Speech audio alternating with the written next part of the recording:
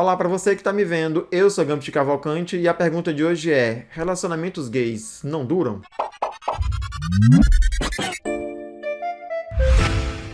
Olha, eu gosto muito de falar sobre relacionamentos. Eu acho muito interessante como, em qualquer grupo do qual eu faça parte, relacionamentos são sempre um assunto recorrente.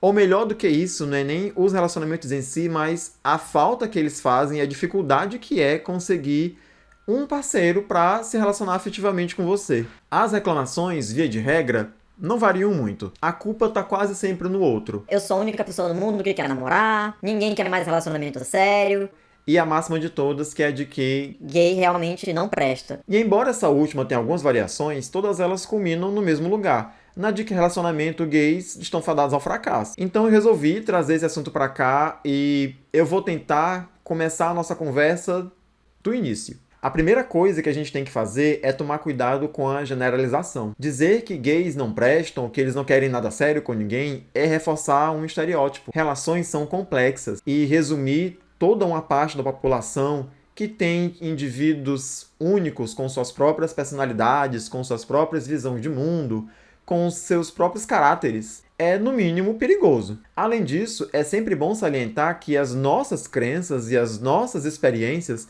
ou a das pessoas que estão ao nosso redor, elas não são a verdade absoluta, né? Elas não representam a totalidade dos acontecimentos ou das pessoas. O mundo é muito diverso e as nossas experiências são apenas um recorte da infinidade de coisas que podem acontecer. No final das contas, essas experiências elas servem apenas para isso mesmo, para o nosso próprio aprendizado. Eu gosto de pensar em retrocesso e perceber como durante muito tempo a gente foi privado de coisas que são muito importantes para a nossa formação. Uma delas é o exemplo. A gente não tem, até hoje, referências positivas de relacionamentos LGBT. Mesmo dentro da cultura, eles ainda são muito raros.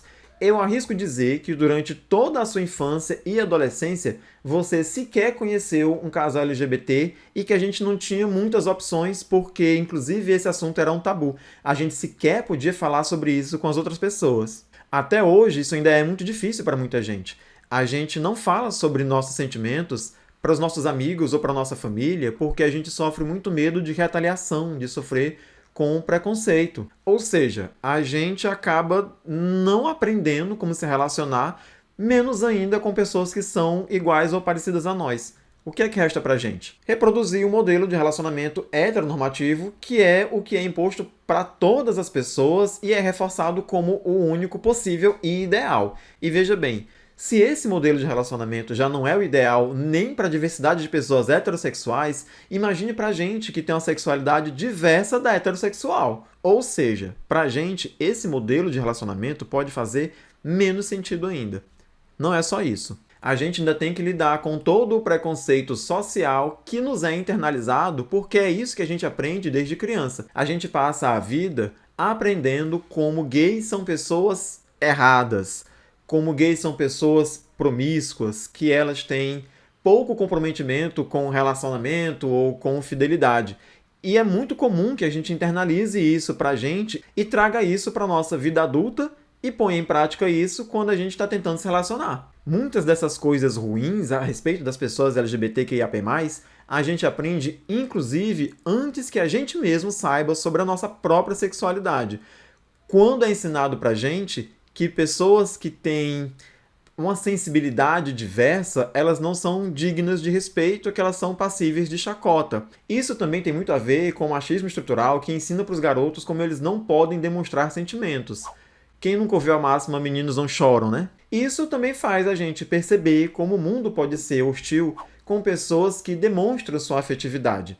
Ou seja, quando a gente começa a se relacionar com alguém, tendo esse entendimento de que quando a gente demonstra afetividade, a gente deixa de ser digno de respeito e passa a ser motivo de chacota, como é que a gente vai conseguir se colocar em posição de vulnerabilidade quando a gente começa a gostar de alguém? É muito provável que a gente tenha internalizado que quando eu começo a gostar de alguém, eu não posso deixar com que aquela pessoa perceba esse sentimento meu ou ela vai acabar me fazendo de palhaço. Eu vou me tornar o trouxa da relação. Então, o primeiro sinal de que a gente começa a se apaixonar por alguém, uma das primeiras coisas que a gente faz é tentar pular fora do relacionamento ou, no mínimo, se esforçar para não ser a parte mais vulnerável dessa relação. Já parece muita coisa? Não é só isso. Esse preconceito social que adora colocar pessoas LGBTQIAP+, ou principalmente homens gays, que é o assunto do qual eu posso falar com mais propriedade, né? Isso faz a gente internalizar como nós mesmos, ou como homens gays de maneira geral, não estão preparados para ter uma relação ou sequer têm essa vontade. Daí pra gente transformar isso em culpa, é um pulo. O que eu quero dizer? Todo relacionamento tem problemas. Todo relacionamento é complexo de alguma maneira e existem arestas que precisam ser aparadas. Mas quando a gente está se relacionando com outro rapaz e a gente percebe que o nosso relacionamento tem um problema, a gente nunca pensa que isso é comum de qualquer relacionamento. A gente sempre pensa, isso só está acontecendo porque nós somos gays. Esse problema só existe em relacionamentos gays. O problema, no final das contas, acaba sendo transferido para nossa sexualidade e não para uma questão que pode ser resolvida como qualquer casal resolveria.